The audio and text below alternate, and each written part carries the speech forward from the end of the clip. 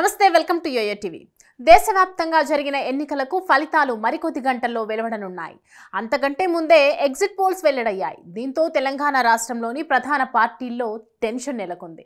ముఖ్యంగా టీబీజేపీలో కొత్త కన్ఫ్యూజన్ మొదలైంది। ఈసారి రాష్ట్రంలో ఎలాగైనా మెజారిటీ స్థానాలు దక్కించుకోవాలని బీజేపీ అధిష్టానం తీవ్రంగా శ్రమించింది। ప్రచారంలో కూడా ప్రధాని మోడీ, కేంద్ర హోంశాఖ మంత్రి అమిత్ షా, పార్టీ జాతీయ అధ్యక్షుడు జేపీ నడ్డా సైతం అదే విషయాన్ని బలంగా ప్రజల్లోకి తీసుకెళ్లడంలో సక్సెస్ అయ్యారు। కానీ ఇటీవల నడ్డా తెలంగాణలో బీజేపీ కేవలం 4-5 స్థానాలకే పరిమితమవుతుందన్న వ్యాఖ్యలను కమలం పార్టీ తమ అధికారిక ట్విట్టర్లో పోస్ట్ చేసింది।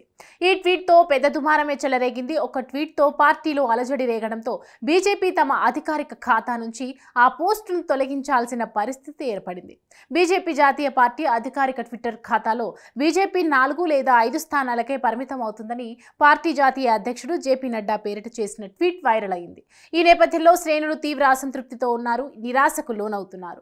కేంద్రంలో మూడోసారి ప్రధానిగా మోడీని చేయాలని భావించి కష్టపడితే తమకు గుర్తింపు దక్కకపోగా అవమానించేలా ట్వీట్ ఉందని పలువురు నేతలు విమర్శలు చేస్తున్నారు।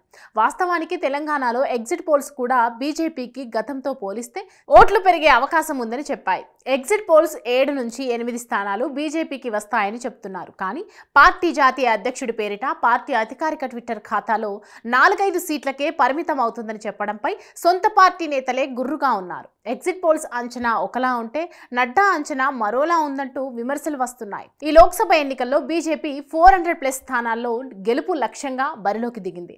అందులో భాగంగా ఈసారి దక్షిణాదిపై కమలం పార్టీ జాతీయ నాయకత్వం స్పెషల్ ఫోకస్ పెట్టింది।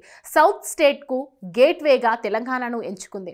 ప్రధాని మోడీ, అమిత్ షా దాదాపు అన్ని పార్లమెంట్ సెగ్మెంట్లలో నిర్వహించిన బహిరంగ సభలకు హాజరయ్యారు, భారీగా ప్రచారం చేపట్టారు। బీజేపీ జాతీయ అధ్యక్షుడు జేపీ నడ్డా సైతం ఎన్నికల నోటిఫికేషన్ వచ్చాక 2 సార్లు తెలంగాణకు వచ్చారు। 5 సభలు, ఒక రోడ్ షోలో పాల్గొన్నారు। ఏప్రిల్ 29న కొత్తగూడెం, మహబూబాబాద్ సభల్లో పాల్గొన్నారు। నిజాంపేట్ రోడ్ షో నిర్వహించారు।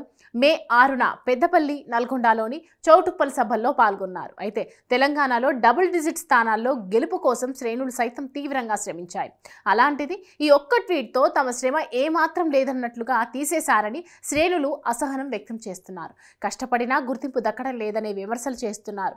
సొంత పార్టీ నుంచి విమర్శలు రావడంతో ఈ పోస్టును పార్టీ డిలీట్ చేసింది। బీజేపీ అధికారిక ఖాతా నుంచి చేసినటువంటి ట్వీట్ కావడంతో ప్రత్యర్థి పార్టీలకు ఇదొక అస్త్రంగా మారింది। ఇదే ట్వీట్ ఎన్నికలకు ముందే చేసి ఉంటే పార్టీ పరిస్థితి మరీ దారుణంగా మారేదని పలువురు చెప్తున్నారు।